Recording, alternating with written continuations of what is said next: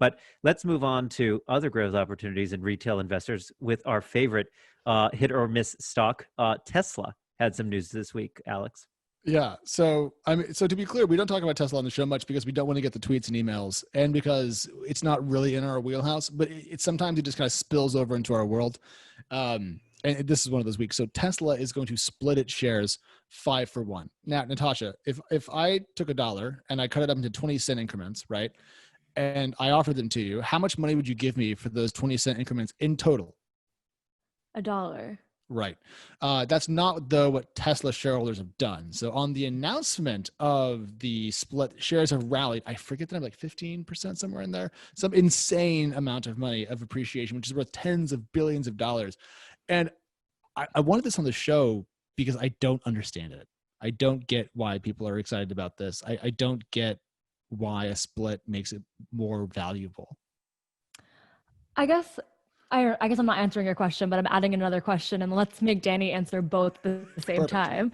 He deserves it. So 5-for-1 share split means that now more people can afford Tesla stock, correct? Why does it need to be more affordable, or why would Tesla want to be more affordable for the general public?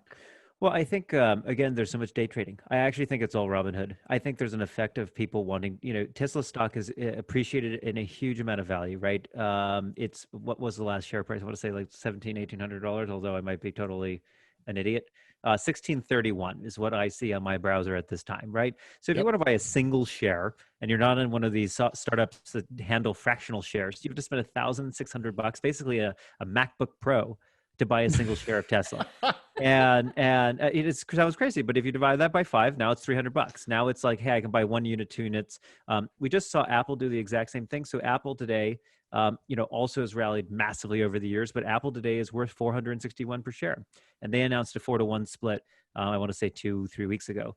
And so I think what you're seeing here is there's so much attraction to consumer companies like Apple, like Tesla, the kinds of companies that would direct list if they were going through that kind of process where, hey, they can reach out to retail investors. Retail investors have their checks from the government. They're making money. Savings are the highest they've ever been in like 20 years.